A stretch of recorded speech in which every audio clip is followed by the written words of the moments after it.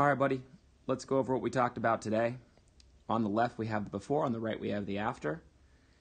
You know, the one big thing I see in the setup that typically creeps in is the toes get too close to the golf ball. When that happens, the center of gravity goes backwards.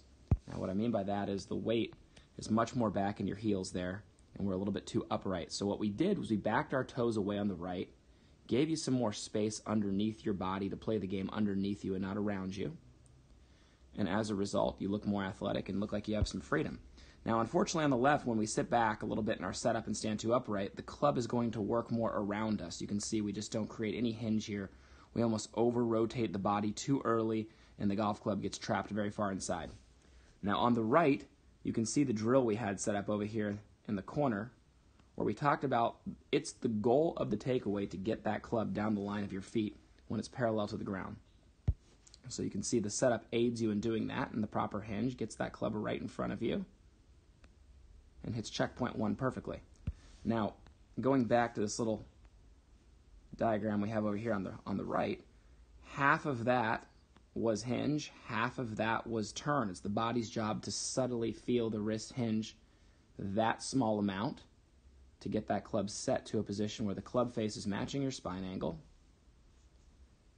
and the club is right down the line of your feet when it's parallel to the ground. You could rotate from there, and the club would have the perfect angle of attack and be square club face without having to manipulate anything. And on the left, that would be impossible. So what happens on the left, because we've already over-rotated, now the club's behind us, the hands will move independently to the top of the swing and get very far behind you at the top.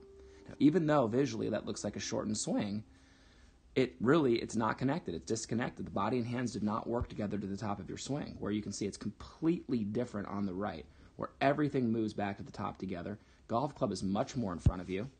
Watch the difference in the transition. This is just huge right here, and this is the answer to all the issues we've been having lately. Club drops under the forearm, the right forearm, really gets stuck inside as we come down there. Now, on the right, look at the angle we bring this golf club down. The exact angle that it came up in the first place. Everything's connected. The club's in front of you. Going to have a better angle of attack, better path. Oh, club right on the forearm.